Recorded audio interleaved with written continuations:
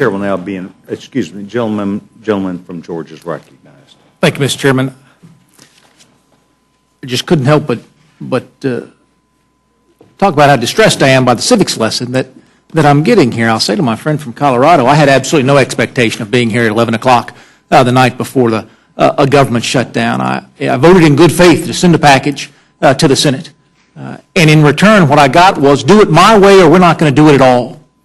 So I sat down with my colleagues and I crafted a second package that I sent to the Senate. The response to which I got back was do it my way or we're not going to do it at all. So I sat down with my colleagues and I crafted a third package that I sent to the Senate, each one more moderate than the last, to which not only did folks not even have the courtesy to come into session to consider it, as you talk about deadlines looming, said we're going to continue to take the weekend off and we'll just come in late in the afternoon on Monday as the shutdown is less than 10 hours away, and then we'll dispose of these things. And to that third package, they again said, no, do it my way or we won't do it at all.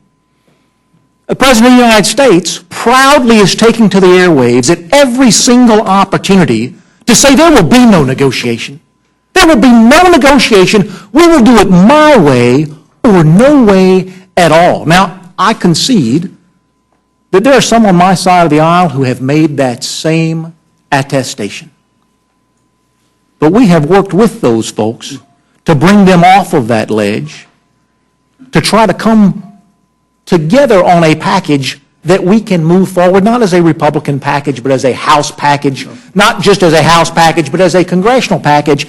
And perhaps what you're saying is it would have been wiser not to have offered three packages, not to have made each more moderate than the last, not to have reached out the hand that many times, but to have gone ahead and gone to conference at the end of last week. And you may well be right about that. But we are where we are.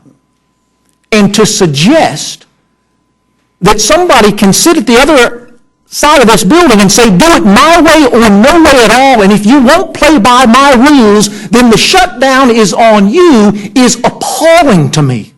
Appalling to me. I have federal employees in my district too. I've been showing up each and every day, voting on these packages, again, often against the advice and counsel of my constituents who are counting on us to protect them from issues. And what we have in the package just rejected by the United States Senate is a package that said do two things. Don't treat Congress any better than you're treating the rest of America. Have the decency to have one set of rules apply to everybody who's being forced into Obamacare. And secondly, to say, you know what?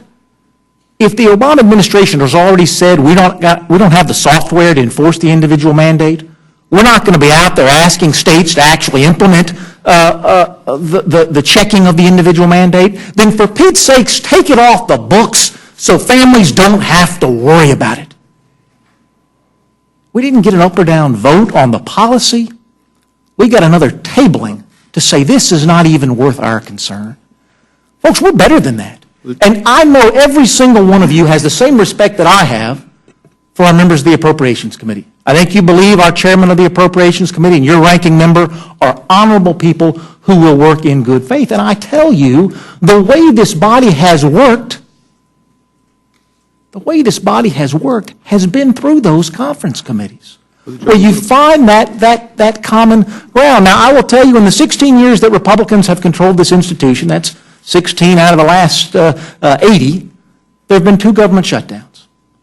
Of course, in the 16 years that Democrats controlled the institution, before that, there had been 15 shutdowns. So to craft this as some sort of Republican jihad, again, offensive. We didn't need to be here. You're absolutely right. We didn't offer one package, my way or the highway. We didn't offer a second package, my way or the highway. We offered three packages and said, reach out. You know, the Senate could have adopted the medical device tax. Could have adopted the medical device tax. That bill on which the Senate voted 79-20 in favor of earlier this year. And instead of trying to get something done that we agree on, something done to fund the government, something done to make America better, they didn't even have a vote on it. They tabled it and said, do it my way or we won't do anything at all.